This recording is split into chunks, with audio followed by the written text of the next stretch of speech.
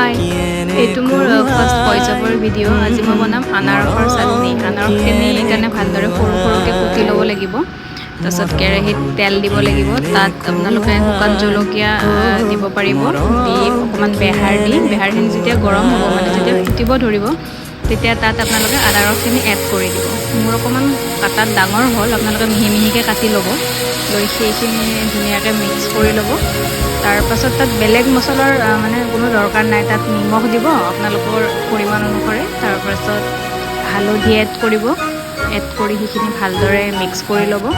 লৈ আপোনালোকে চেনিও ইউজ কৰিব পাৰে, কিন্তু মই জেগেৰী পাউডাৰ ইউজ কৰিছোঁ। সেইটো আপোনালোকে অনলাইন অৰ্ডাৰ কৰিব পাৰিব। মই মিঠা অলপ বেছিয়ে ভাল পাওঁ, সেইকাৰণে 2 চামুচ দিছোঁ।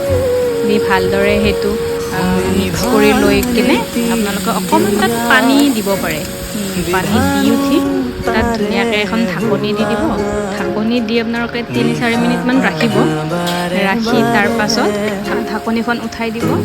উঠাই দি সেইটো আৰু এবাৰ মানে ভালদৰে মিক্স কৰি ল'ব। লৈ আপোনালোকে তাত যি ধৰণৰ ড্ৰাই ফ্ৰুইটছ ভাল পায় সেইটো এড কৰিব পাৰে। মোৰ তাত কাজু আৰু এলমণ্ডছ আছিল, সেইকাৰণে মই সেইখিনি ভালদৰে কাটি তাত দি দিলোঁ।